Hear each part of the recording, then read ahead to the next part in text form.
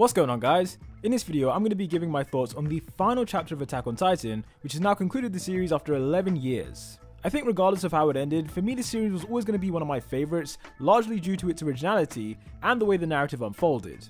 In the beginning, we were told that humanity only existed within the walls, and we didn't know where the Titans came from exactly, so to see that mystery slowly unravel and become what it is today, it was pretty great. To summarize my feelings on the final chapter without any spoilers, I would say that it was mostly satisfying, realistic, somewhat wholesome, but also really depressing for a certain person.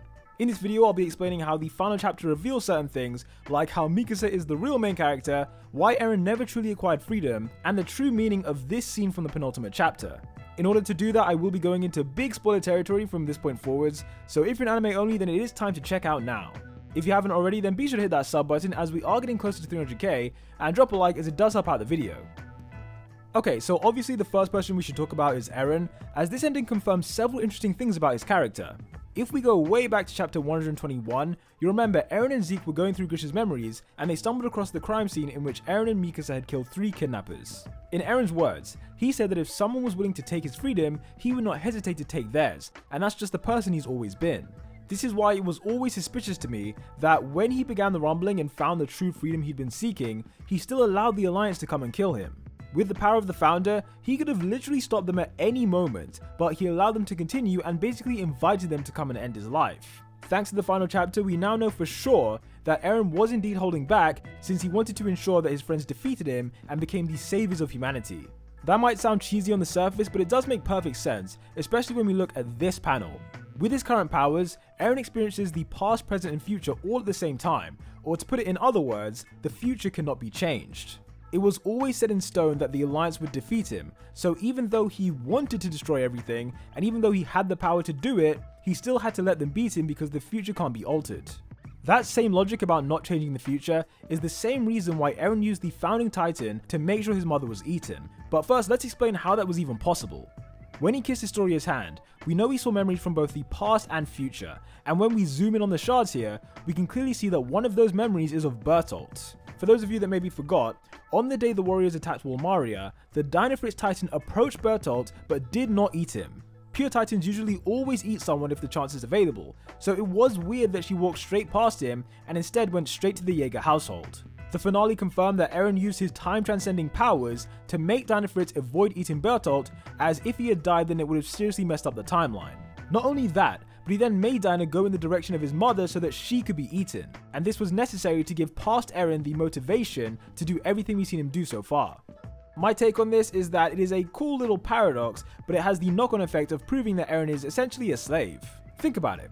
If he truly had free will, there is no chance he would orchestrate his own mother's death, but he did it because he has no choice. He is a slave to the future and the past that was set out for him. Perhaps that's why he got so pissed off when Armin called him a slave back in the final season, since in reality that is exactly what he is. He's a guy being forced to act in certain ways even when he doesn't want to.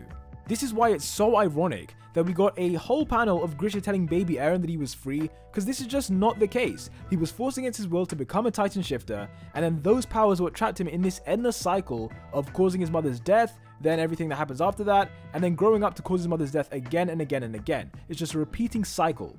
Eren was never free to deviate from his eventual fate. He was more so following the future that was laid out for him based on choices made by others. This is why I do still feel some sympathy for him despite him being a genocidal maniac that killed 80% of humanity. But if this was real life, I probably wouldn't feel so bad, but for Eren I am willing to make this exception. Now, moving on to the full context of his conversation with Armin, this was interesting for several reasons. For starters, their talk began in the Paths realm, where both of them were just kids sitting in Shiganshina like they used to. I think this might be the same riverbank where Armin first told Eren about the wonders of the outside world, including things such as the oceans, mountains, deserts, and what he described as firewater. As their conversation in Paths continued, both of them progressively got older, whilst Eren used his powers to show his friend different locations from his grandfather's book. It was quite funny watching Armin get so mesmerized that he lost focus, but throughout the discussion we found out why Mikasa is the real main character. A couple chapters ago, Zeke and Armin questioned why Ymir remained in the past dimension for 2,000 years, with Zeke theorizing it was because she still felt attached to the real world. As he said that, this panel showed us a flashback to Ymir's childhood, where she watched on as a couple got married and kissed each other. In Ymir's mind, this image of two people kissing is likely what she thought true love looked like, and it was something she never received herself. While she may have loved King Fritz, he showed on countless occasions that he didn't care for her, especially when he made their children eat her body. In spite of that, she remained loyal to him for all that time due to this strange obsessive love in her heart. Ymir remained connected to every Eldian because she was waiting for someone to free her from her love for King Fritz. And according to Eren, the person she was waiting for was Mikasa. From the beginning, Mikasa has had an unwavering love for Eren, possibly even the same type of love that kept Ymir attached to Fritz for 2,000 years. The founder likely saw some of herself in Mikasa, but of course the two of them made drastically different choices in life. Whereas Ymir chose to be a slave who sacrificed herself in Fritz's defense, Mikasa was reluctantly able to look past that love and kill Eren for the good of humanity. I think Ymir smiled in this scene because this kiss shows her that what these two had is true love, much like what she witnessed when she was a child. Killing Eren naturally also had the benefit of killing the parasite founding titan, as it was no longer able to survive without a host. Levi correctly assumed this would happen, and by doing this, the power of the Titans was finally eradicated from the world. This was something that I think a lot of people theorized might happen at the end of the series, but to be honest, I thought it would happen in a different way. I always thought Ymir herself would be the one to willingly get rid of the power of the Titans, but I'm not mad that it went down this way instead with Mikasa killing Eren. It's just different to what I always imagined. What was great about this was that after the Titans disappeared, the memories that had previously been wiped out by the founding Titan began to reappear. Earlier in the chapter, the only reason we had never seen this flashback conversation before is because Eren had erased it from Armin's memory. This happened all the way back in chapter 131 when Armin was on the boat, but until now we never knew they began immediately talking after that. With Titans now permanently eradicated, Eldians have become regular humans just like everyone else, and as such their memory can no longer be manipulated by the founding Titan. That's the reason why everyone's memories are coming back, and from this we realize that Eren didn't just talk to Armin, but he used his abilities to have one-to-one conversations with Reiner, Connie, Jean, Annie, and obviously Mikasa. He knew their memory would return once this was all over, so he used it as an opportunity to say goodbye. While we saw his talk with Armin at the beginning of the finale, I believe we already saw Eren's conversation with Mikasa in the penultimate chapter. In this vision, the two of them happily lived together in the mountains, and the idea is that this is what life would have been like if Mikasa had made a different choice. I'll explain why this is not a dream but rather the real thing happening in the past dimension, and there's only one place to start. The moment Eren activated the rumbling, Mikasa wondered what would have happened if she made a different choice, so he created a reality in paths where they could live out those final years to show her what it could have been like. When he spoke to Armin, he showed him a world of epic landscapes like they talked about when they were kids, so it means that for each person Eren spoke to, he used his powers to show them different things that were relevant to them. We know for a fact that time passes differently in paths. I mean, Zeke felt like he was there for years, but in reality it had been like 1 second in the real world, so clearly these two could have spent a very long time in there. In chapter 1, Eren saw Mikasa saying goodbye to him in the past dimension, and he saw this from a first person perspective. This perspective means that Eren was seeing the world through the eyes of his future self, and this wasn't simply just a random dream that he and Mikasa both just happened to have. The time they spent living in the mountains was a real thing that really happened in the past dimension. I'm pretty sure of that. I mean, it would have been weird for the series to end just showing us Eren's conversation with Armin and not Mikasa, but let me know in the comments what you think about this, but I'm pretty sure this is what Isayama is trying to convey here. Throughout the series, Eren has done a lot of things he didn't want to do, with notable examples being him telling his friends he hated them and killing Carla. He did these things to get everyone to this inevitable result where he dies and Armin saves the world, but he never wanted this to happen. In this panel, he straight up says he doesn't want to die and he'd rather be with Mikasa and everyone else, but he knows a future like this isn't possible. That's why he told Mikasa in the past realm to forget about him and move on, even though he secretly wants her to keep thinking about him. This just shows you how much of a conflicted person Eren has truly become. I mean, ever since he knew the future, he's always just been saying things he didn't mean to achieve a final result. Whether it be his lies to Zeke about wanting to eradicate the Eldian race, whether it be his lies to the Yeagerists about truly wanting to take over the island, even knowing he was going to die, or the lies to his best friend saying he hated them. You know, the only person who knew the whole truth all along was Eren. Mentally speaking, that would have a lot of negative effects on anyone. And Armin even says, you know, it's been so long that he's been alone, so that's why he's become what he is. This dialogue here from Eren did seem quite out of character, but given the way his head has been messed up, it is understandable why he's just, you know, not sounding like himself. Next up, now that the Titans are no longer a thing, life could literally not get any better for the warriors of Mali. Remember how Gabi was desperate to inherit the Armored Titan since she thought that being a warrior was the only way to prove she was a good Eldian. As a regular human being, she no longer has to prove anything to anyone and can live a full long life just like Falco wanted all along.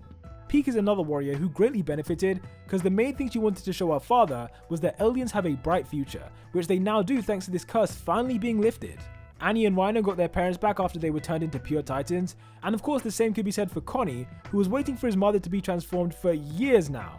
It's hard to believe she was just inches away from inheriting the Colossal Titan. I'm kinda interested to see what that timeline would have been like. At the beginning of this video, I mentioned how the end of the series was realistic, and one of the reasons I said that was because without Titans or Titan shifters, it does make sense that the Yeagerists would seek to build their army using traditional weapons. In Season 4, we saw how Instructor Shadis was still stuck in the past and was focusing on how to kill pure Titans, while the Yeagerists were the ones who were thinking about the future and how to defeat their enemies outside the island. Therefore, it seems like natural progression that this would happen, though I wasn't liking their sinister version of the Wings of Freedom. Speaking of wings, the final pages will inevitably bring up that question of whether or not Eren has reincarnated as a bird, or indeed several different birds. Birds have always had a special place in this story, because like Falco implied, their wings can take them anywhere they want to go, so they're not confined by the walls or the gates of an internment zone, or the wars that Eldians were sent to fight in. They are the representation of what freedom is to someone like Eren, because like he said, the freest person in the world is the person who can go to all these different places, and that's what birds can do. Now, ordinarily I would say there's a pretty low chance that Eren was seriously reincarnated as a bird, but there are two reasons why I'm not ruling it out. Reason number one I briefly already mentioned. I mean, the idea that Eren would promise to always wrap Mikasa's scarf around her, and then in the final chapter a bird comes along and does exactly that with perfect timing, yeah, it is a bit suspicious. In a series where you have a giant parasite that can turn humans into Titans, and even resurrect Titans of the past, I think reincarnation is not that far-fetched of a theory. Reason number two is, like Eren said, he didn't know exactly how things were going to play out after he died because he can't see further into the future than his own death. While it could be a coincidence, I feel like Isayama is leaving this to our interpretation. So if you want to believe that Eren really is that bird, then I guess you can, but yeah, it's meant to be open-ended, so there is no definitive answer. Some other cool things I liked about the finale included Armin playing the role of the savior, as this was basically a callback to Season 3 when Eren predicted this same thing, but in a different context. Levi seeing the vestiges of Erwin and Hanji was also a pretty cool send-off moment, and it's kinda sad that all of these characters we love had to die to reach this end result. Another thing I realized was how ironic this scene has become now that we know that Eren caused Carla's death. This guy really asked Reiner why his mother was killed and let him take the blame for it, knowing full well that he was going to be the one responsible. It also turned out that Historia's baby really was the child of the farmer. I initially thought there was an element of mystery there, but as time progressed, the child became more and more irrelevant, to be honest. So the fact that it was the farmer's child doesn't really make a difference. Anyway guys, those are my thoughts on the final chapter of Attack on Titan. Let me know how you interpreted the finale down below, and tell me, where does this rank for you in terms of your all-time favorite series? Thanks for watching as always, and until the next one, peace out.